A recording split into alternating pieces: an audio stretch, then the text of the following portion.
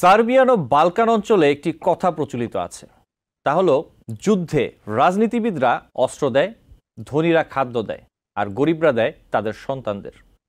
যুদ্ধ শেষ হলে রাজনীতিবিদরা অবশিষ্ট অস্ত্র ফিরিয়ে পায়, ধনীরা আরও খাদ্য উৎপাদন করে, আর গরিবরা তাদের সন্তানদের কবর খুঁজে বেড়ায়।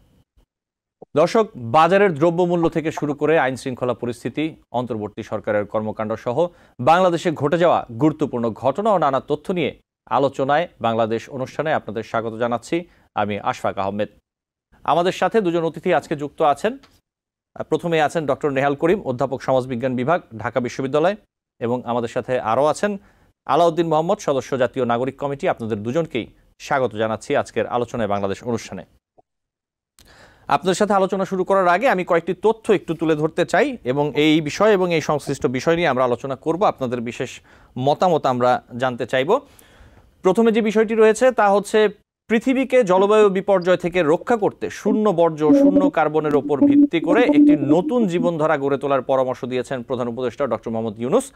আজারবাইজানের রাজধানী বাকুতে COP29 world leaders climate action সামিটের উদ্বোধনী অধিবেশনে বক্তৃতার সময় মোহাম্মদ ইউনূস বলেছেন, বেঁচে থাকার জন্য আমাদের আরেকটি সংস্কৃতি গঠন করতে হবে। যুব সমাজের প্রত্যেককে গড়ে উঠবে 30% হিসেবে। 30% কেমন তা নির্দিষ্ট করে জানিয়ে প্রধান উপদেষ্টা বলেছেন, সে কার্বন নিঃসরণ করবে না, অর্থাৎ সে জিরো কার্বন।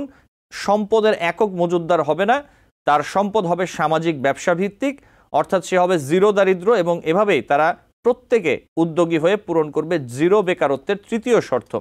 অর্থাৎ মোহাম্মদ ইউনূসের মতে দারিদ্র্য, বেকারত্ব, কার্বন নিঃসরণ শূন্যে নামাতে পারলে দুশ্চিন্তামুক্ত ও বাসযোগ্য এক নতুন পৃথিবী গড়ে উঠবে।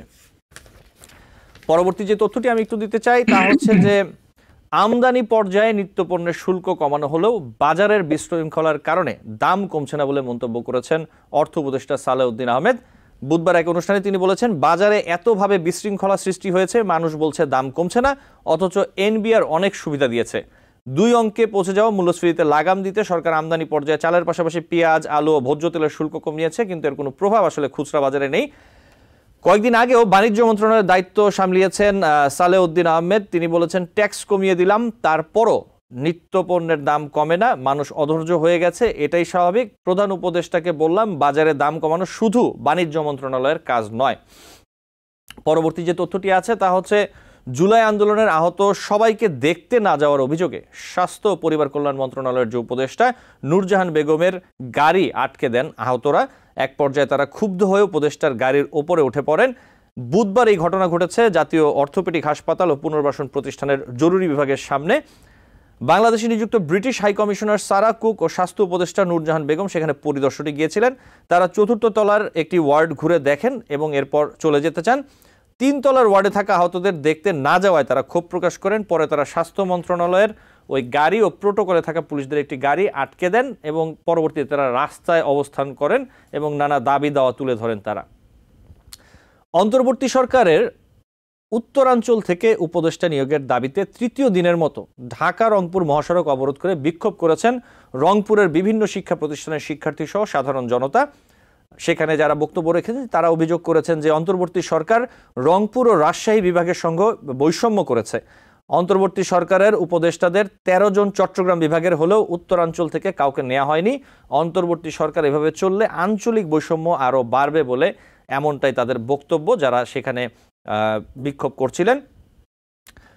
এর পরবর্তী যে তথ্যটি আছে তা হচ্ছে যে বর্তমান পরিস্থিতিতে আইন শৃঙ্খলা পরিস্থিতি নিয়ন্ত্রণে সেনাবাহিনী কতদিন মাঠে থাকবে, এই বিষয়ে সেনাবাহিনীর পক্ষ থেকে বুধবার ঢাকা সেনানিবাসে ইন-8 টু সিভিল পাওয়ারের আওতায় মোতায়েন করা সেনাবাহিনীর কার্যক্রম সম্পর্কিত সংবাদ সম্মেলনে মিলিটারি অপারেশনস ডিরেক্টরের স্টাফ কর্নেল ইন্তেখাব হায়দার খান বলেছেন যে সাংবাদিকদের এক প্রশ্নের জবাবে সেনাবাহিনী প্রশাসনকে 60 দিন সহায়তা করতে এই তথ্যটি সঠিক নয়। 60 দিনের জন্য নির্বাহী ক্ষমতা দেয়া হয়েছে, কতদিন থাকবে এটা সরকার নির্ধারণ করবে, অর্থাৎ অন্তর্বর্তীকালীন সরকারই নির্ধারণ করবে যে সেনাবাহিনী কতদিন মাঠে থাকবে, এই বিষয়ে জানিয়েছে। পরবর্তী যে তথ্যটি ছোট করে আর 2টি তথ্য দিয়ে আমি আলোচনায় চলে যাব আপনাদের সাথে। সংবিধানের 15দশ সংশোধনী কেন অবৈধ হবে না, এই মর্মে জারি করা রুলের শুনানিতে অ্যাটর্নি জেনারেল মোহাম্মদ আসাদুজ্জামান হাইকোর্টকে বলেছেন, বঙ্গবন্ধু শেখ মুজিবুর রহমান অবিসংবাদিত জাতীয় নেতা, এটা অস্বীকারের সুযোগ নেই, কিন্তু তাকে একটি দল দলীয়করণের চেষ্টা করেছিল। এটি বাংলাদেশ স্থানীয় সময় বুধবার বিচারপতি ফারাহ মাহমুদ ও বিচারপতি দেবাশিস রায় চৌধুরীর সমন্বয়ে গঠিত হাইকোর্ট বেঞ্চে তিনি এ বক্তব্য তুলে ধরেন। এ সময় তিনি আরও বলেন, সংবিধানের 142 অনুচ্ছেদে গণভোটের বিধান ছিল। পঞ্চদশ সংশোধনীর মাধ্যমে সংবিধানের এই বিধান তুলে দেওয়া হয়। যারা নিশিরাতে ভোট ডাকাতির মাধ্যমে এমপি হয়েছিলেন তাদের ভোটে এই বিধান বাতিল হয়। আমরা গণভোটের বিধানটি বহাল চাই। এবং সবশেষ আরেকটি তথ্য খুব ছোট করে একটু তুলে ধরি, তা হচ্ছে যে রাজধানীর 0 পয়েন্টে গত রোববার আওয়ামী লীগের অংশ ভেবে কিছু ব্যক্তির ওপর হামলার ঘটনায় বাংলাদেশের কর্তৃপক্ষকে অবশ্যই দ্রুত নিরপেক্ষভাবে তদন্ত করার এবং দায়ীদের জবাবদিহিতায় আওতায় আনার আহ্বান জানিয়েছে ব্রিটেন ভিত্তিক আন্তর্জাতিক মানবাধিকার সংগঠন অ্যামনেস্টি ইন্টারন্যাশনাল। তারা এক বিবৃতিতে আহ্বান জানায় এবং অ্যামনেস্টির বিবৃতিতে বলা হয়, রাজনৈতিক বিশ্বাসের কারণে মানুষের উপর আক্রমণ করাটা তাদের মত প্রকাশের স্বাধীনতা ও সভা সমিতি সংগঠন করার অধিকারের লঙ্ঘন। কর্তৃপক্ষকে অবশ্যই রাজনৈতিক সংশ্লিষ্টরা নির্বিশেষে সব মানুষের এই অধিকারগুলো রক্ষা ও প্রতিপালনে পদক্ষেপ নিতে হবে। এই ছিল কিছু তথ্য। আমি চলে যাব আলোচনায় আমাদের দুই অতিথির সাথে। আমি প্রথমে একটু যেতে চাই ডক্টর নেহাল করিম স্যার, আপনার কাছে। সবচেয়ে গুরুত্বপূর্ণ যে বিষয় আমাদের জন্য, বাংলাদেশের মানুষের জন্য, এর মধ্যে অন্যতম হচ্ছে বাজারের দ্রব্যমূল্য। এটি আসলে খুবই গুরুত্বপূর্ণ এবং যেমনটি বলছিলাম যে অর্থ উপদেষ্টা সালেউদ্দিন আহমেদ বলেছেন যে বাজারে এতভাবে বিশৃঙ্খলা সৃষ্টি হয়েছে, মানুষ বলছে দাম কমছে না, অথচ এনবিআর এর থেকে অনেক সুবিধা দেওয়া হচ্ছে, অন্তর্বর্তীকালীন সরকার ব্যবস্থা নিচ্ছে। এবং যেমনটা বলছিলাম যে সালেউদ্দিন আহমেদ আরও বলেছেন যে ট্যাক্স কমিয়ে দিলাম, তারপর নিত্যপণ্যের দাম কমে না, মানুষ অধৈর্য হয়ে গেছে, এটা স্বাভাবিক। প্রধান উপদেষ্টাকে তিনি বলেছিলেন যে বাজারের দাম কমানো শুধু বাণিজ্য মন্ত্রণালয়ের কাজ নয়। আমরা যেটা দেখতে পাচ্ছি যে অন্তর্বর্তীকালীন সরকার নানা উদ্যোগ ও ব্যবস্থা নেওয়ার পরেও বাজারের দ্রব্যমূল্য নিয়ন্ত্রণে আনতে পারছে না। এবং এই যে সালেউদ্দিন আহমেদ বললেন যে এটা শুধু বাণিজ্য মন্ত্রণালয়ের কাজ না, আপনি কি মনে করছেন যে এখানে আসলে নানা উদ্যোগ ব্যবস্থা নেওয়া হলেও এখানে সমন্বয়ের কোনো ঘাটতি রয়েছে, অথবা চেষ্টাটা ঠিক মতো হচ্ছে না, এমন কোনো কিছু হচ্ছে? কেন আসছে না দ্রব্যমূল্য নিয়ন্ত্রণে?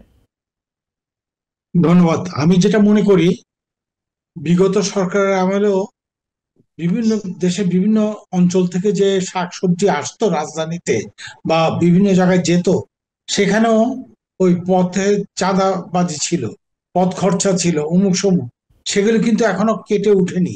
সেইগুলো এখনো আছে, যেই কারণে দেশের বিভিন্ন জায়গা থেকে যে শাকসবজি বা অন্যান্য কিছু আসে, তাতে এই হাত মানে এক এক এলাকায় ঢুকলে এক এক রকমের চাঁদা দিতে হয়। সেই চাঁদার কারণেই আজকে এই সমস্যাগুলো হচ্ছে। এখানে সরকারের উচিত একেবারে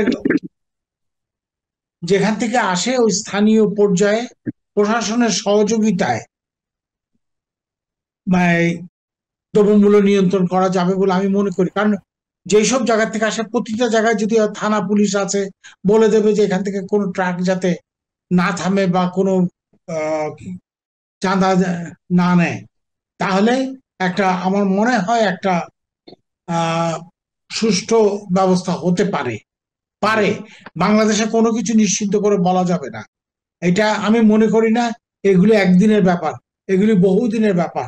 যেমন অনেককে আমি জিজ্ঞেস করেছি, তারা বলেছে যে বন্যা হয়েছে, এই বন্যাটা হওয়ার কথা না, এই কারণে মাটিতে যেসব ফসল ছিল, বিশেষ করে কাঁচামরিচ, টমেটো বা অন্যান্য যা কিছু ছিল, নষ্ট হয়ে গেছে।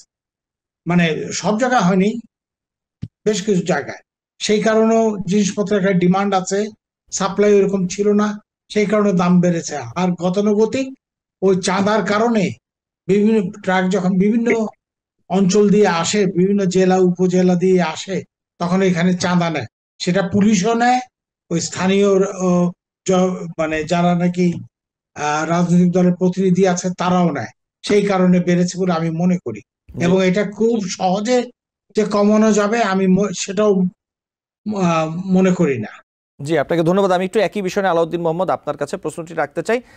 এই বিষয়টি আমরা সবাই জানি, এটি নিয়ে অনেক সময় আমাদের আলোচনা হয়। আমি সাথে একটু যে বিষয়টা যোগ করতে চাই, স্যার যেমনটি বলছিলেন যে এই যে চাঁদাবাজির বিষয়টি আসলে কেন কমানো সম্ভব হচ্ছে না, অথবা আপনি কি মনে করেন আগের থেকে কমেছে? কেন বাজারের দাম কমাতে পারছে না অন্তর্বর্তীকালীন সরকার? জি, আলাউদ্দিন মোহাম্মদ। ধন্যবাদ।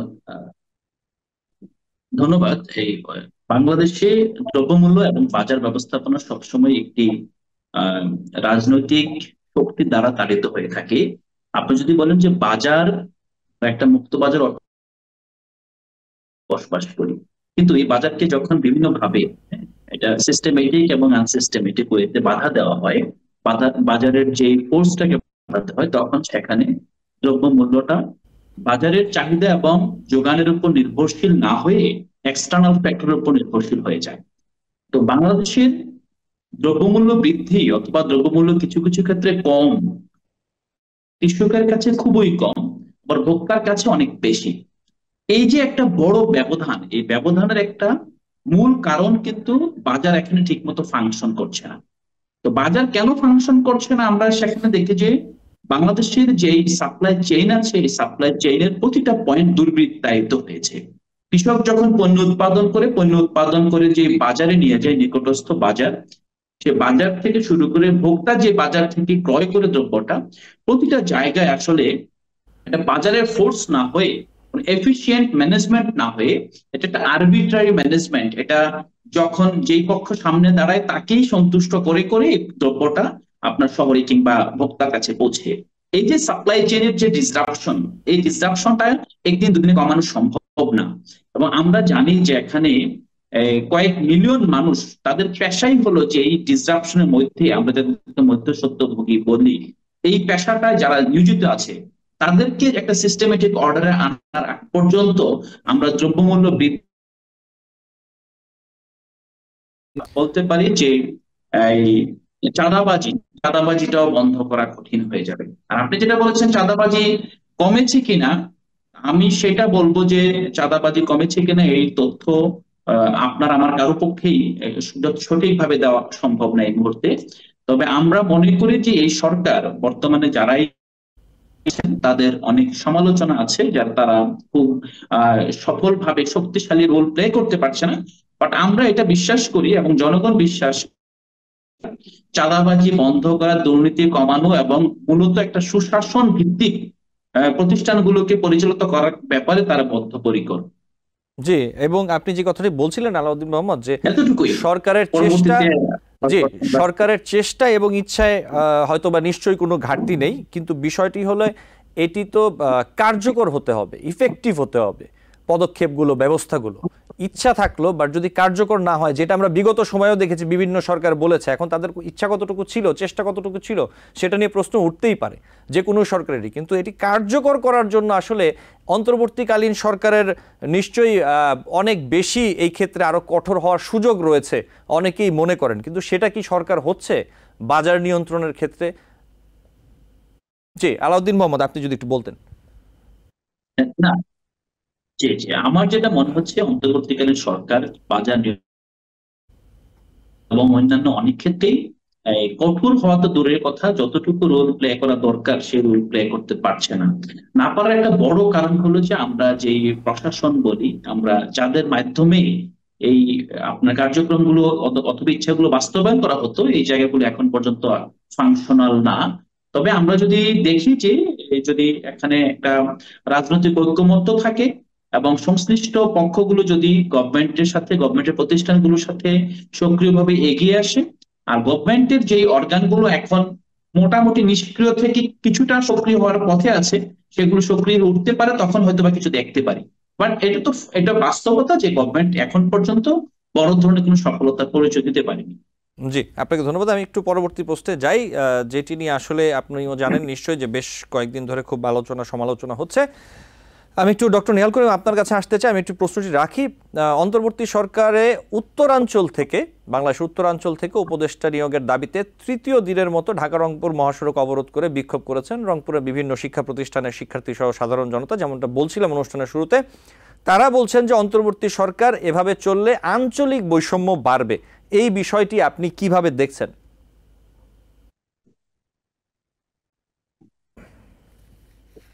বলেছে এগুলো অন্যায় আবদার একেবারে।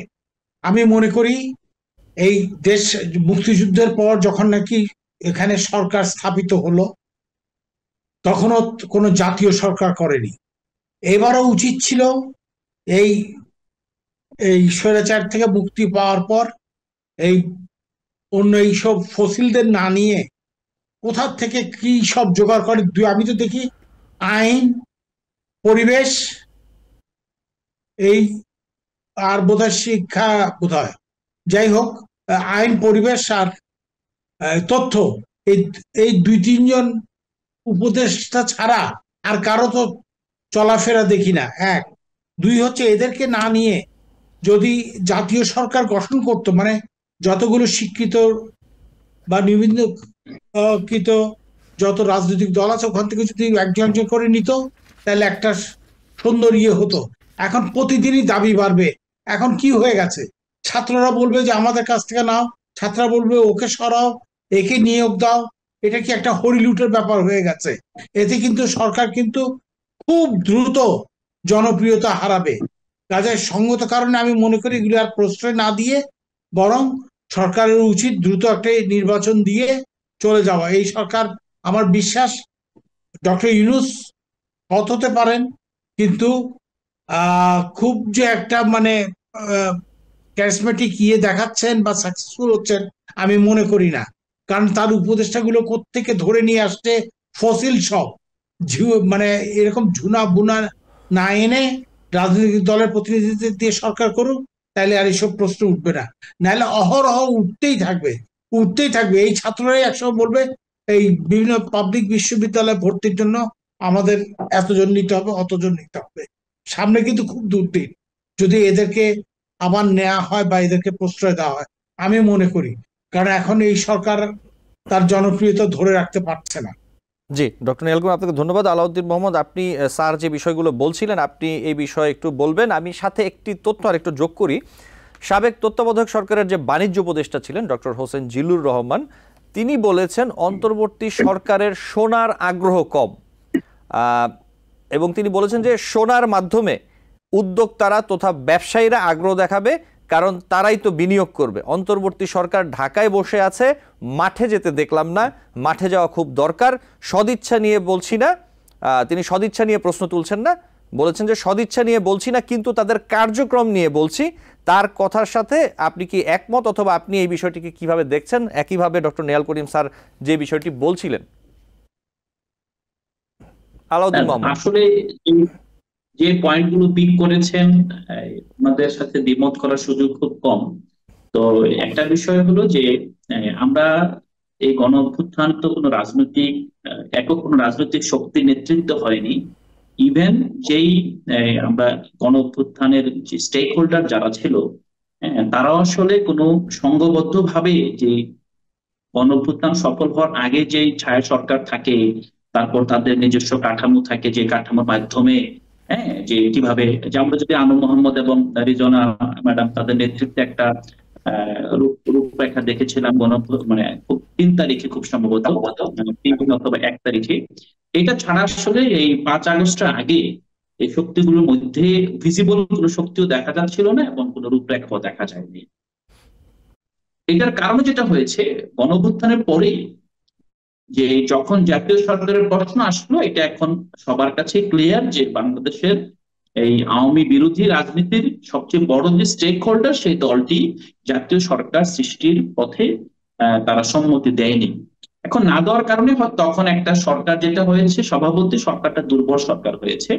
আরেকটা বিষয় আমরা যদি দেখি, এই সরকারের শুরু থেকেই এই আমরা রাজনৈতিক যে দলগুলো আছে যারা প্রথাগত রাজনীতির চর্চা করে থাকে, সেই রাজনীতির চর্চার জায়গা থেকে তারা তাদের মধ্যে একটা একতাবদ্ধ শক্তি হিসেবে তারা সমাজের মধ্যে অথবা রাষ্ট্রে আবির্ভূত হয়েছে দেখা যাচ্ছে। হ্যাঁ, এইটা ধারাবাহিকতা আমরা দেখি যে এই গণহত্যার যেই প্রধান যেই পৃষ্ঠপোষক এবং যে দল আওয়ামী লীগকে জামাত ইসলামী প্রথমেই ক্ষমা চাওয়ার আগেই ক্ষমা করে দিয়েছে, হ্যাঁ, সেই মর্মে ঘোষণা দিয়ে দিয়েছে। পরবর্তীতে আমরা দেখি যে বাংলাদেশের যে জাতীয়তাবাদী দল বিএনপির লীগের অনেক কিছুই তারা ধারণ করেছে এবং প্রতিষ্ঠানগুলো থেকে শুরু করে অনেকগুলো জায়গা, এবং যদি মাঠ পর্যায়ে দেখি যে চাঁদাবাজ অন্যান্য জায়গাও আসলে আওয়ামী লীগের জায়গায় বিএনপি অথবা অন্যান্য শক্তিশালী দলগুলো রিপ্লেসমেন্ট করে ফেলেছে। এই অবস্থায় আমরা যদি একটা গভর্নমেন্টকে মূল্যায়ন করতে যাই, গভর্নমেন্টকে মূল্যায়ন করতে গেলে প্রথমে বুঝতে হবে গভর্নমেন্ট আসলে কাদের গভর্নমেন্ট। এই গভর্নমেন্টের পিছনে শক্তি মাঠ পর্যায়ে কোনো গ্রুপ আছে কিনা। আমরা দেখি যে গভর্নমেন্ট গঠন করার সময় হয়তো গভর্নমেন্টও বুঝতে পারে নাই, এবং এখানে একটা আর্মির একটা ট্রায়াঙ্গুলার একটা রিলেশন ছিল, সিভিল মিলিটারি এবং মাঠের শক্তি। এই শক্তিগুলোর সমন্বয়ে জি, ঠিক এই বিষয়টি আপনি যেই জায়গাটিতে আছেন আমি যে কি সংক্ষিপ্ত সরকারের করবো? পেছনের না সরকার, আমাকে একটি বিরতি নিতে হবে। আমি বলছি ঠিক এই যে সরকারের পেছনে মাঠ পর্যায়ে যে শক্তি অথবা সেনাবাহিনীর যে বিষয়টি, এই বিষয়গুলো নিয়ে আমরা আলাপ করব। ছোট্ট একটি বিরতি নিয়ে আসি, আপনারা সাথেই থাকেন। দর্শক, আলোচনায় বাংলাদেশ অনুষ্ঠানে নিচ্ছি ছোট একটি বিরতি, সাথেই থাকবেন। TBN 24 টেলিভিশন দেখতে আজই কল করুন 7187776556। লগ ইন করুন www.totalcablebd.com। দর্শক, আলোচনায় বাংলাদেশ অনুষ্ঠানে আপনাদের আবারও স্বাগত জানাচ্ছি। আমাদের সাথে আছেন আজকে দুজন অতিথি, ডক্টর নেহাল করিম এবং আলাউদ্দিন মোহাম্মদ, সদস্য জাতীয় নাগরিক কমিটি। আপনাদের দুজনকে আবারও স্বাগত জানাচ্ছি। আমি একটু আলাউদ্দিন মোহাম্মদ আপনার কাছে আসতে চাই। যেই বিষয়টি আপনি বলছিলেন ঠিক এই জায়গায় আমি একটি প্রশ্ন রাখতে চাই। মূলত আমরা যেটা দেখতে পেয়েছি, এই যে অন্তর্বর্তীকালীন সরকার, এই সরকারের পেছনে কিন্তু আসলে আমরা যদি বলি যে ছাত্র এবং জনতার একটি বড় হাত এই সরকারকে আসলে দায়িত্বে বসানোর পেছনে। এবং আমরা যদি একটু খেয়াল করি, অন্তর্বর্তী সরকার শুরুর দিকে বৈষম্য বিরোধী ছাত্র আন্দোলনের নেতাদের বিভিন্ন দাবি তারা কিন্তু আসলে মেনে নিয়েছেন। কিন্তু আমরা যদি সাম্প্রতিক সময় দেখি, বিগত কিছুদিনে দেখি, 10-15 দিন, 1 মাসে দেখি, এই অবস্থায় আসলে যে সবশেষ যে 3 জন উপদেষ্টা নিয়োগ পেলেন, এর মধ্যে কিন্তু 2 জনের পদত্যাগ দাবি করেছে বৈষম্য বিরোধী শিক্ষার্থীরা। এবং তাদের সাথে অনেক রাজনৈতিক দল অথবা সংগঠনও আসলে একমত জানিয়েছে অথবা প্রতিবাদ জানিয়েছে। এছাড়াও যদি আমরা দেখি, ঠিক এর আগে রাষ্ট্রপতির পদত্যাগ বা অপসারণের দাবি নিয়েও কিন্তু রাস্তায় নেমেছে বৈষম্য বিরোধী ছাত্র আন্দোলন। কিন্তু এই বিষয়গুলো নিয়ে অন্তর্বর্তীকালীন সরকার কিন্তু তেমন কোনো সাড়া দেয়নি অথবা তাদের পক্ষ থেকে তেমন কিছু বলা হয়নি। আপনার কি মনে হচ্ছে যে অন্তর্বর্তীকালীন সরকার বৈষম্য বিরোধী ছাত্র আন্দোলন অথবা এই শিক্ষার্থীদের কোনো বার্তা দিতে চাচ্ছে, অথবা তাদের মধ্যে এই যে জায়গাটিতে কোনো মত পার্থক্য তৈরি হয়েছে বলে আপনি মনে করছেন, আলাউদ্দিন মোহাম্মদ? এখানে এটা খুবই স্পষ্টতই আমরা দেখতে পাচ্ছি যে নতুন যেভাবে উপদেশটা নেওয়া হচ্ছে, সেটা কি প্রক্রিয়া নেওয়া হচ্ছে, কি মানদণ্ডে নেওয়া হচ্ছে, সেটা আসলে কারোর কাছে স্পষ্ট না। এবং যারা ছাত্র এবং নাগরিক যারা মাঠে আছে তাদের কাছেও এই বিষয়টা স্পষ্ট না, এবং স্বাভাবিকভাবে এটা একটা সংক্ষুব্ধতার জন্ম দিয়েছে। তো এটা আসলে কি মেসেজ দিতে চাচ্ছে, এই জিনিসটা আমরা যদি বলি যে বর্তমানে রাজনৈতিক দলগুলো এমন একটা অবস্থায়, যেটা নেহাল করিম স্যার বললেন, যে নির্বাচনে দ্রুত সরকার মানে নতুন ক্ষমতা রাস্তা তৈরি করে দিক, এটাই আসলে চাচ্ছে রাজনৈতিক শক্তিগুলো, এস্টাবলিশমেন্টের পক্ষের শক্তিগুলো। তো সেই জায়গায় আমরা যদি দেখি যে এখানে একটা সমঝোতা অলরেডি আমরা হয়তো বা দেখতে পাচ্ছি, কিন্তু এটা স্পষ্ট আমরা বলে দিতে চাই, এই ধরনের যে চক্রান্ত অথবা যে দূরে সরিয়ে দেওয়া, ধীরে ধীরে জনতা থেকে সরকার যত বিচ্ছিন্ন হবে, সরকার তত দুর্বল হবে, এটা ঠিক।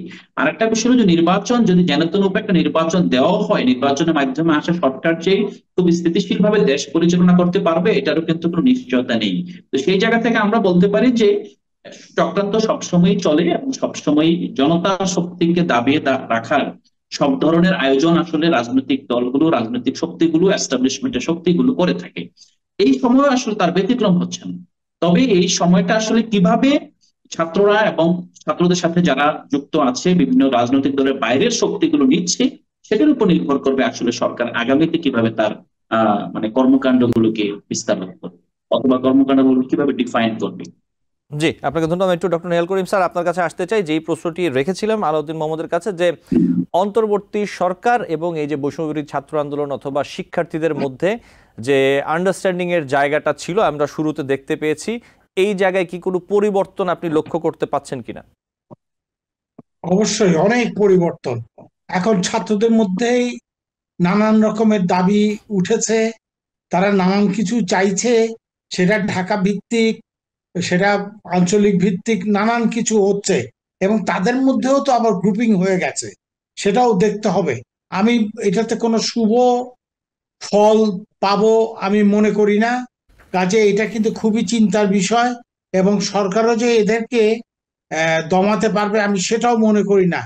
এবং সবচেয়ে বড় কথা, এই ছাত্রদের মধ্যে একটা ধারণা চলে এসছে, স্বৈরাচার যখন নাকি আমরা এখান থেকে বিতাড়িত করেছি, কাজে এখানে আমরা যা চাইবো তাই করতে পারবো, আমার সরকার আমাদেরকে দেবে, তাদের এই মনোভাবটা আছে। নাহলে রংপুর থেকে হলো কি হলো না, রাজশাহী থেকে হলো কি হলো না, এগুলো তো বলার কথা না। তারপরও ঢাকা শহরে আমি দেখি সমন্বয়কদের মধ্যে সমন্বয়হীনতা, এগুলি তো মানে ভালো বার্তা বহন করে না। সামনে যে দিন কিন্তু খুব ভালো যাবে বলে আমি মনে করি না। জানুয়ারি পর্যন্ত আমি আমি নিজে একটা প্ল্যান করে রেখেছি যে জানুয়ারি পর্যন্ত যদি স্থিতিশীল অবস্থা বিরাজ না করে তাহলে দেশের সমূহ বিপদ। কাজে সরকারকে ভেবে দেখতে হবে যে এইভাবে চলবে নাকি ছাত্রদের দাবি পূরণ করে চলবে, নাকি একটা এখনো সময় আছে এই এই অন্তর্বর্তী সরকার যাদেরকে নিয়ে করেছে ওদেরকে কি বলে ভেঙে দিয়ে ওদেরকে বাদ দিয়ে একটা জাতীয় সরকার করুক, তাহলেও তো হয়। এই জাতীয় সরকার নির্ধারণ করবে সংবিধান কেমন হবে বা নির্বাচন কবে হবে, সেটাই বেটার, সরকারের জন্য মঙ্গল হবে। এই সরকার যদি এটা না করে সামনে সমূহ বিপদ। আমি বারবার বলছি, এই ছাত্ররা তো, আমিও তো ছাত্র ছিলাম, আমরা তো এই দেশেরই, আমরা তো জানি আমাদের মন মানসিকতা কতটুকু কাজ করে। এখানে সবাই যে নিজেদের বুদ্ধি দিয়ে চলছে তাও না, আমি মনে করি এখানে বাইরের বুদ্ধিও আছে যে যেগুলোর দ্বারা তারা চালিত হচ্ছে। এগুলো ভেবে দেখার বিষয়। জি, আপনাকে ধন্যবাদ আলাউদ্দিন মোহাম্মদ। স্যার যেরকম বলছিলেন যে স্যার মনে করছেন অথবা স্যারের ধারণা যে এখানে বাইরের থেকে অনেক বুদ্ধি দেওয়া হচ্ছে অথবা বাইরের থেকে অনেক বিষয় হচ্ছে, এই বিষয়টি আপনি আমাকে একটু বলবেন। এবং সাথে আমি একটু প্রশ্ন যোগ করি, এই যে বর্তমান পরিস্থিতিতে আইন শৃঙ্খলা পরিস্থিতি নিয়ন্ত্রণের জন্য সেনাবাহিনী কতদিন মাঠে থাকবে এই বিষয়ে সেনা সদর জানিয়েছে যে অন্তর্বর্তী সরকারই তা নির্ধারণ করবে। এখন আপনি কি মনে করেন যে সমগ্র বাংলাদেশের বর্তমান যে আইন শৃঙ্খলা পরিস্থিতি, এটি বিবেচনায় সেনাবাহিনীর আসলে আরো কতদিন, একটি ধারণা থেকে যে অন্তত এতদিন অথবা এইভাবে আসলে থাকা উচিত যাতে পরিস্থিতিটা যতটা সম্ভব স্বাভাবিক থাকে? না, আপনি যেই ছাত্ররা কিংবা ছাত্রদের শক্তিরা বাইরের শক্তির দ্বারা পরিচালিত হচ্ছে, স্যার যদি স্পষ্ট করে বলতো আসলে ছাত্রদের দাবি দেওয়াটা কি। হ্যাঁ, ইভেন ছাত্ররা যদি এমন হতো, সরি আমি আসলে কোনো কারো পক্ষ অবলম্বন করে কথা বলছি না, মানে বলার চেষ্টাও করছি না, আমি জাস্ট যদি আমি একটা থেকে বার্সাই ভিউ থেকে দেখি যে ছাত্র সমন্বয়কদের সাথে সমন্বয়হীনতা, তাদের মধ্যে বিভিন্ন বিভাজন থাকতে পারে, কিন্তু আমরা যদি একটা জায়গায় দেখি যে তারা যে দাবি নিয়ে আসছে যে বাংলাদেশের ফেসিবাদী যে ব্যবস্থা, নতুন ভাবে যে স্বৈরাচারের জন্ম না হতে পারে সে ধরনের ব্যবস্থা নিরসন চায়, হ্যাঁ সে ধরনের ব্যবস্থার বিলোপ চায়, এবং এটার জন্য একটা আমূল প্রাতিষ্ঠানিক সংস্কার প্রয়োজন। তো যে সংস্কারটা আসলে ছাত্ররা করতে পারবে না, সংস্কারটা করতে হবে যারা বিদ্যমান হোল্ডার আছে, অংশীজন আছে, তাদেরকে নিয়েই।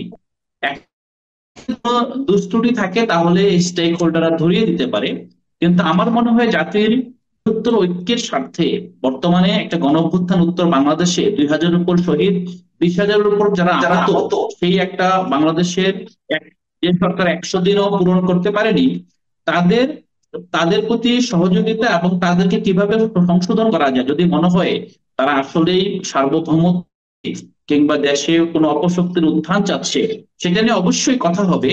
কিন্তু আমরা যদি বর্বরতা ভাবে তাদেরকে আমরা ট্যাগ করে দিই যে তারা হয়তো বা কোনো বাইরের শক্তি দ্বারা চালিত হচ্ছে, তাহলে আমরা আসলে এই শক্তি, গণঅভ্যুত্থানের যে শক্তি, তাহলে মূল শক্তিটাকে খুঁজে বের করতে হবে। এখন যারা এই কথা বলবে তাদের উচিত হলো গণঅভ্যুত্থান আসলে কারা ঘটিয়েছে এই জনতাকে সংগঠিত করা। কিন্তু এটা ঠিক আমরা যেভাবে দেখতে পাচ্ছি যে একদল যাবে আরেক দল আসবে, এই ব্যবস্থা আসলে এদেশের মানুষ চায় না। কিন্তু এদেশের মানুষ অপেক্ষা করে আছে নেতৃত্বের একটি সাংগঠনিক কাঠামোর, একটি নতুন রাজনৈতিক বন্দোবস্তের। সেই বন্দোবস্তের জন্য ছাত্র এবং নাগরিকরা কিভাবে কাজ করবে, আমাদের প্রবীণদের এবং যারা আসলে বর্তমান এস্টাবলিশমেন্টের সাথে যুক্ত আছেন তাদের উচিত জাতিকে সেই পথে ধাবিত করা। বরং আমরা এটা কিন্তু ছাত্রদের একার দায়িত্ব না দেশের আসলে এই আমূল পরিবর্তন করে ফেলা, দশকে একটা নতুন রাজনৈতিক বন্দোবস্তের মধ্যে নিয়ে যাওয়া, এটা প্রতিটি নাগরিক জনতার অংশগ্রহণে এটা সম্ভব, সে ধরনের আপনার বন্দোবস্তের দিকে যাওয়া। আর একটা প্রসঙ্গ আসছে, আমার মনে হয় সেনাবাহিনী এবং সরকার তাদের মধ্যে যে সম্পর্ক, এটা কতদিন থাকা উচিত এটা নিয়ে আমার কোনো বিশেষায়িত মন্তব্য নেই। তবে আমি আশা করব দ্রুত বাংলাদেশের যে পুলিশ সার্ভিস সেটা শক্তিশালী হয়ে উঠুক, পুলিশ কমিশন, পুলিশের সংস্কার শেষে একটি শক্তিশালী পুলিশ বা জাতিকে উপহার দেয়, যে পুলিশ আসলে গণহত্যায় সম্পৃক্ত হবে না, যে পুলিশ সত্যিকার অর্থে জনতার বন্ধু হবে, মিলেমিশে কাজ করতে পারবে। তো সেই পুলিশ গঠন করার ক্ষেত্রে আমাদের যদি সেনাবাহিনীর সহায়তা প্রয়োজন হয় কিংবা আমাদের সমাজের অন্যান্য অংশের সহযোগিতার প্রয়োজন হয়, সেই সহযোগিতা অব্যাহত রাখা উচিত বলে আমি মনে করি। জি, আপনাকে ধন্যবাদ। আমি একটু আসি যে বিষয়গুলো নিয়ে আলোচনা করছিলাম। ডক্টর নেহাল করিম স্যার, প্রশ্নটি আপনার কাছেই প্রথমে রাখি, পরে আমি আলাউদ্দিন মোহাম্মদ আপনার কাছে আসছি। এই বিষয়টি নিয়ে আসলে আমরা বেশ কয়েকদিন ধরেই বিভিন্নভাবে আলোচনা করছি, কিন্তু আপনাদের দুজনের সাথে আলোচনা করা হয়নি। এটি হচ্ছে যে অন্তর্বর্তী সরকারের কর্মকাণ্ড নিয়ে কোনো প্রশ্ন না করার বিধান রেখে নতুন একটি অধ্যাদেশ জারির প্রক্রিয়া প্রায় শেষ পর্যায়ে রয়েছে। আপনারা নিশ্চয়ই মধ্যে জানেন, এটি হচ্ছে অন্তর্বর্তীকালীন সরকার অধ্যাদেশ 2024 শিরোনামে একটি খসড়ার অনুমোদন দিয়েছে ডক্টর মোহাম্মদ ইউনূসের নেতৃত্বাধীন উপদেষ্টা পরিষদ। এখন এটি গ্যাজেট আকারে প্রকাশিত হওয়ার অপেক্ষায় রয়েছে। এখন এই অধ্যাদেশের খসড়ায় বলা হয়েছে, অন্তর্বর্তী সরকার গঠন, সরকারের প্রধান উপদেষ্টা বা কোনো উপদেষ্টা নিয়োগে কোনো ত্রুটি থাকলে শুধু এ কারণে তাদের কোনো কাজ অবৈধ হবে না, বিষয়টি সম্পর্কে আদালতে কোনো প্রশ্নও তোলা যাবে না, এমনকি মামলাও করা যাবে না বলে উল্লেখ করা হয়েছে। আমরা বিভিন্ন গণমাধ্যমে যেটি দেখতে পেরেছি, বাংলাদেশের গণমাধ্যমে। এখানে যে প্রশ্নটি আমি আপনার কাছে রাখতে চাই স্যার, যে আদালতে কোনো প্রশ্ন তোলা যাবে না, এমনকি মামলাও করা যাবে না, এই বিষয়টি আসলে আপনি কিভাবে দেখছেন? এই যে অন্তর্বর্তীকালীন সরকার অধ্যাদেশ 2024 যেটি খসড়া হয়েছে, এই বিষয়টি আপনি কিভাবে দেখছেন? আমি এটা খুব ভালোভাবে দেখছি না, কারণ আমার প্রথম প্রশ্ন, তারা কেন মানে এরকম শঙ্কায়িত? তারা কি এমন কিছু করছে যেটা দেশের জনগণের বিরুদ্ধে যাবে? নাহলে কেন এরকম? এই যেমন বিগত সরকার যদি কোনো সবকিছু ভালো করে থাকে, তাহলে তারা দেশ ছেড়ে পালালো কেন? তারা রাতের অন্ধকারে মিলিত হয় কেন? তারা দিনে বের হয় না কেন? নিশ্চয়ই তাদের মধ্যে কি বলে গিল্টি কনসিয়াস কাজ করছে। তেমনি এই মানে অন্তর্বর্তীকালীন সরকার, ইন্টারিম গভর্নমেন্ট, তারাও বা এমন কি করছে বা করতে যাবে যেখানে আইনের সম্মুখীন হতে চাচ্ছে না? এতে তো বোঝা যায় তাদের মধ্যে কোনো দুর্বলতা কাজ করছে। কারণ আমি তো দেখছি, আমি কেন, সবাই দেখছে, দুই একটা ওই যে একটা বেগুনি রঙের শার্ট পরা উপদেষ্টা আছে, খালি যত ঘুরে বেড়ায় মনে যেন সেই উপদেষ্টাদের ক্যাপ্টেন। এগুলো তো ঠিক না, এগুলো তো ঠিক না। কারণ দেশের মানুষ একভাবে নেবে না, সবাই যে কম বোঝে তাও না। এখন এটা এর আগে যে এই যে আলাউদ্দিন বলল, এই যে সেনাবাহিনী, এই সরকারের তো ভুল হয়েছে। প্রথম দিকে মানে এই স্বৈরাচার মুক্ত হওয়ার পর থেকে দেশে যতদিন মানে এটা স্থিতিশীলতা না আসে, ততদিন সেনাবাহিনী পয়েন্টে পয়েন্টে রাখা, সেটা না রেখে গুটিয়ে ফেললো বলেই তো আজকে বিশৃঙ্খলা দেখা দিচ্ছে। এগুলো তো বলার অপেক্ষা রাখে না। এটা আমিও জানি, সরকারও জানে, আরো যারা ঘরে বাইরে যারা আছে সবাই জানে। সেগুলি না করে সেনাবাহিনীকে তুলে নেবে, কবে যাবে অন্তর্বর্তীকালীন সরকার ঠিক করবে, এগুলো কেমন জানি মানে বাচ্চা সুলভ কথা, শিশু সুলভ কথা। আর এই যে আমি আবারও বলছি, এই যে উপদেষ্টা মন্ডলী যারা আছে, এগুলি সব ফসিল, কোত্থেকে ধরে ধরে নিয়ে আসছে, এবং এগুলো তো ঠিক করেনি। আমি এখনো বলি, এই সরকারের জন্য মঙ্গল হবে, দেশের জন্য মঙ্গল হবে। বাংলাদেশের তো এমনি 12টা বেজে গেছে, একটা সিস্টেম কাজ করে না বাংলাদেশে। আমার যদি কেউ দেখাতে পারে যে বাংলাদেশে এই সিস্টেম কাজ করে, আমি তাহলে সাথে সাথে 1 লাখ টাকা দিয়ে দেবো। কারণ এখানে কোনো সিস্টেম কাজ করে না। এই সিস্টেম কাজ করাবার জন্য উচিত এখনই এই সরকারকে বাতিল করে দিয়ে, অন্তর্বর্তীকালীন সরকারকে বাতিল করে দিয়ে জাতীয় সরকার গঠন করা, নাহলে কিন্তু সমূহ বিপদ। আমি আবারও বলছি, সমূহ বিপদ। জি, ধন্যবাদ ডক্টর নেহাল করিম।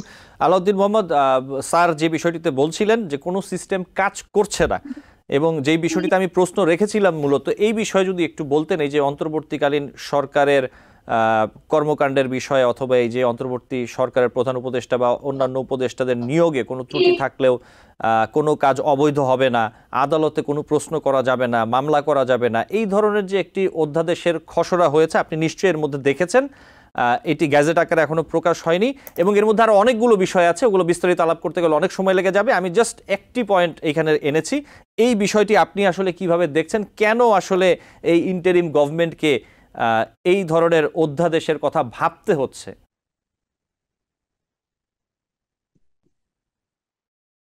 জি, আলাউদ্দিন মোহাম্মদ শুনতে পাচ্ছেন আশা করি। আচ্ছা, আমরা একটু শুনতে পাচ্ছেন? জি, আমি আপনাকে শুনতে পাচ্ছি, বলুন। জি জি, এখানে অধ্যাদেশটা তো আমার মনে হয় যে সরকার শপথ গ্রহণ করার সাথে সাথেই অধ্যাদেশ জারি করা দরকার ছিল, সংবিধান স্থগিত করে, কিংবা এই অধ্যাদেশটা এখন এসে জারি হচ্ছে বলেই হয়তোবা এটা নিয়ে আমরা ইনডেমনিটি কিনা, কিংবা এটা ইন্টারপ্রিটেশনটা, যেহেতু গভর্নমেন্ট একটু উইক একটু গভর্নমেন্টের পারফরমেন্স নিয়ে অনেক ধরনের আহ, শঙ্কা সমালোচনা জন্ম দিচ্ছে। এই জন্য এটা timing, it's not a good timing আমি বলবো। আর একটা বিষয়, এটা স্যারও অবগত আছেন যে অধ্যাদেশ তো আসলে লাগবেই। অধ্যাদেশ টুমোরই গভর্নমেন্ট এক্সিট রুট তো অধ্যাদেশের মাধ্যমেই জারি করে দিয়ে যেতে হবে। তবে এটা হয়তো বা একটা শেষ মুহূর্তে করতে পারতো, আর শপথ গ্রহণ করার সাথে সাথে করে ফেলতে হতো আর কি। কিন্তু এটা বাংলাদেশে বাহাত্তরে অধ্যাদেশ জারি হয়েছিল সংবিধান শুরুর পর, যে ইন্ডেমনিটি হয়েছিল। আমরা 74-এ রক্ষী বাহিনীর ইন্ডেমনিটি হয়েছিল। হ্যাঁ, তারপর আমরা দেখি যে 75-এর 15 আগস্টের ঘটনার পরে ইন্ডেমনিটি হয়েছিল। এবং এখন বর্তমান সিচুয়েশনটা তো আসলে সেগুলোর সাথে তুলনীয় না।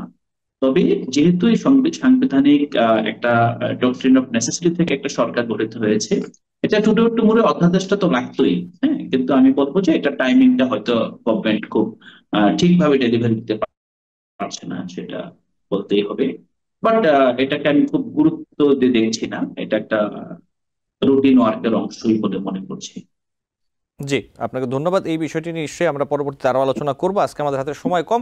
আমি ছোট্ট করে একটি প্রশ্ন দুজনের কাছে জানতে চাবো, যদি এক মিনিট আমাকে একটু বলেন। বিএনপির মহাসচিব মির্জা ফখরুল ইসলাম আলমগীর তিনি বলেছেন যে ভারত বাংলাদেশের বিরুদ্ধে প্রচারণা চালিয়ে যাচ্ছে, এ বিষয়ে আমাদের সতর্ক থাকা উচিত, তা না হলে জাতি হিসেবে আমাদের অনেক বড় বিপদের সম্মুখীন হতে হবে। আমি খুব সংক্ষেপে যেটি জানতে চাই ডক্টর নেহাল করিম স্যার, যে এই যে বিএনপির মহাসচিবের যে সতর্কতা, এটা আসলে কতটা গুরুত্বের সাথে নেওয়া উচিত অন্তর্বর্তীকালীন সরকারের, আপনি কি মনে করেন? আমি মনে করি ভারত যা করতে চাইছে, যা কিছু বলছে, সেটাকে শুনে যাওয়া, এটাকে সেরকম গুরুত্ব দেওয়ার দরকার নেই। আমি মনে করি ভারত কোনো অবস্থাতে আমাদেরকে সেইভাবে আঘাত করবে না, কারণ তার 7 সিস্টার নিয়ে সে নিজেই এমনি আতঙ্কগ্রস্ত আছে। কাজে সেটাও ভাবতে হবে। চাইলে যে সব হবে তা না, তবে ষড়যন্ত্র যেমন আমাদের দেশের ভিতরেও আছে, বাইরের থেকেও আছে। সবাই যার যার স্বার্থ বোঝে। সেই কারণে অবশ্যই এটা ঠিক যে সরকারের যেই থাকুক তাকে অ্যালার্ট হতে হবে, মানে যাতে আমাদের দেশের শান্তি শৃঙ্খলা বা সার্বভৌম রক্ষার ক্ষেত্রে অন্য কেউ বাধাগ্রস্ত না হয়। জি, আপনাকে ধন্যবাদ স্যার। স্যার, আরেকটি প্রশ্ন আমি একটু আপনার কাছে রাখি। সেই বিষয়টি হচ্ছে যে, যেমনটি অনুষ্ঠানের শুরুতে যে তথ্য দিচ্ছিলাম তার সূত্র ধরেই, যে 2011 সালের 30 জুন জাতীয় সংসদে পঞ্চদশ সংশোধনী পাশ করা হয় এবং এর মাধ্যমে শেখ মুজিবুর রহমানকে জাতীয় জনক হিসেবে স্বীকৃতি এবং তত্ত্বাবধায়ক সরকার ব্যবস্থা বাতিল করা হয়। এছাড়া আরেকটি বিষয় রয়েছে, সেটি হচ্ছে যে জাতীয় সংসদে নারীদের জন্য যে সংরক্ষিত আসন সংখ্যা, সেটি 45 থেকে বাড়িয়ে 50 করা হয়। এখানে আমি যে প্রশ্নটি আপনার কাছে রাখতে চাই, যেহেতু নির্বাচন ব্যবস্থা সংস্কার সহ নানা রকম আলাপ আলোচনা হচ্ছে, আপনি কি মনে করেন এই যে 50টি সংরক্ষিত আসন নারীদের জন্য, এই 50টি সংরক্ষিত আসন হয়তো বা নারীদের জন্যই থাকতে পারে, কিন্তু সংরক্ষিত না হয়ে এখানে নির্বাচন করে প্রতিদ্বন্দ্বিতা করে এই যদি নারী প্রতিনিধিরা নির্বাচিত হন, সেক্ষেত্রে কি আপনি এই বিষয়টি একমত কিনা? এটা খুব চমৎকার হবে। সংরক্ষিত থাকলো 50টা, কিন্তু ইলেক্টেড হয়ে আসতে হবে। যিনি যে মহিলাই কন্টেক্ট করুক না কেন, তাকে ইলেক্টেড হয়ে আসতে হবে, এক। আর দুই হচ্ছে, আপনারা এটা বলেন না কেন এই আগামী সংসদে এরকম একটা পাশ করুক এই অন্তর্বর্তীকালীন সরকার, যে কোনো সংসদ সদস্য বা সাংসদ ওই শুল্ক মুক্ত গাড়ি পাবে না। এটা দেশের কোটি কোটি টাকা খরচ হয়, আপনারা এইসব কথা বলেন না কেন? তারা কেন এত সুবিধা পাবে? তারপরে ওই যে সরকারের আমলাদেরকেও সুবিধা দিয়েছে, গাড়ির সুবিধা, তারপর মেনটেনেন্স কস্ট, অমুক সমুক, এগুলো তো ঠিক না। এবং আর এখানে যে কথাটা আপনি শুরু করলেন, জাতির পিতা শেখ মুজিবুর রহমানের, বাংলাদেশের স্বাধীনতার ক্ষেত্রে শেখ মুজিবুর রহমানের অবদান অস্বীকার করা যাবে না কোনো অবস্থা না। এটা ঠিক, যেটা আমি ক্লাসেও বলি, আমার বইতেও আছে। শেখ মুজিবুর রহমান বাঙালি জাতীয়তাবাদের উদ্যোক্তা হিসাবে অবিস্মরণীয়, এতে কোনো দ্বিমত নেই। তারপর অ্যাকচুয়ালি ওনার ভূমিকা দুটো রকম, মুক্তিযুদ্ধের আগে একরকম, মুক্তিযুদ্ধের পরে আর একরকম। এখন জাতির পিতা না বলে, because he is one of the founding father's, that what history we know, উনি এটা থাকুক। আর ওই যে ছবি টবি সরানো, রাষ্ট্রপতি বা যদি এখানে ছবি থাকে সব রাষ্ট্রপতিদের, তাহলে সেক্ষেত্রে ওনার থাকা দরকার, কারণ একটা কন্টিনিউশন ইয়ে করার জন্য। জাতির পিতা এটা না বললেও চলবে, আমি মনে করি। জাতির পিতা নাই, আবার ওই যে কি কি কি ফজিলতুন্নেসা কি জানি, Bangamata, this are all bullshit. এগুলি বলা উচিত না, বলা উচিত না। আমাদের এখন এগুলো সংস্কার করা দরকার জি আমি মনে করি। জি ডক্টর নেহাল করিম, আপনাকে অনেক ধন্যবাদ। নিশ্চয়ই অন্য কোনো দিন আরো বিভিন্ন বিষয় নিয়ে আলোচনা হবে এবং আলাউদ্দিন মোহাম্মদ আমাদের সাথে যুক্ত ছিলেন, আপনাকে অনেক ধন্যবাদ জানাচ্ছি। দর্শক, আলোচনায় বাংলাদেশ অনুষ্ঠানে আজ এই পর্যন্তই। পরবর্তী অনুষ্ঠান দেখার আমন্ত্রণ জানিয়ে বিদায় নিচ্ছি।